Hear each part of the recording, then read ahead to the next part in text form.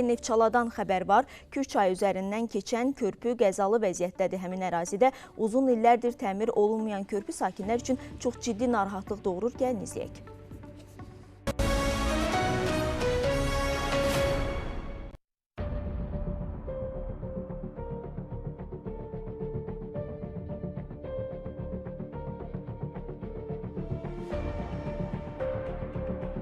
Çat verən çökən beton panellər, üzdə qalan dəmir armaturlar. Bu görüntülər Neftçalada Kür çayı üzərindən keçən ikinci qaralı avtomobil yolundandır. İllərdir baxımsız qalan körpü ağır tonajlı yük maşınlarının intensiv hərəkəti nəticəsində sıradan çıxıb. Hətta körpünün dayaqlarından bir neçəsi əyilərək yararsız hala düşüb.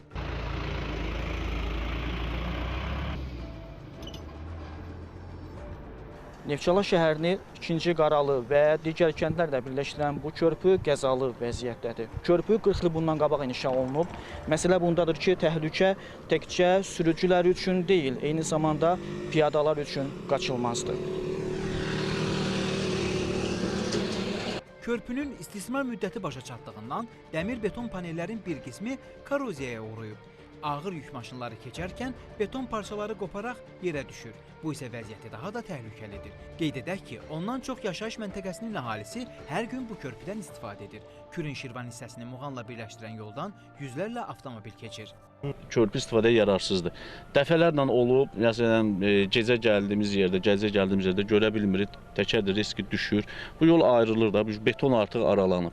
Yəni Allah mühafizə eləsin, bir 3-4 aydan sonra bunu çökmə ehtimal %100'dür. Maşındır, dağılır. İnsandır, təhlükəlidir. Adi yolun qıranı səkiyə baxın, nədir ki onu düzəltmək?